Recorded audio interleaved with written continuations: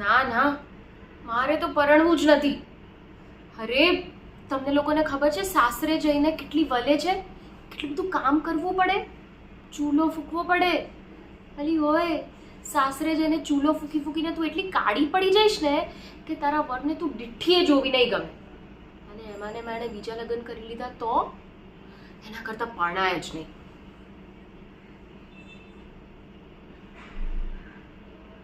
હું તો એક જ શરતે પરણીશ. પહેલાં ગામ જોઈશ, પછી ઘર જોઈશ, પછી છોકરો જોઈશ, એની ચાલ જોઈશ અને પછી નક્કી કરીશ. હા તો એવો કોઈ નિયમ છે કે લગ્ન પહેલા છોકરાને ના મળાય? અને હોય તો બતાવો મને, પછી માનું હું તો. અને આમ પણ સખીઓ, આ લગ્નનો જે લાડુ છે ને એ દેખાવમાં જ સારો લાગે, પછી જ્યારે તમે એને ખાવ ને ત્યારે લોખંડનો નીકળે, લોખંડનો.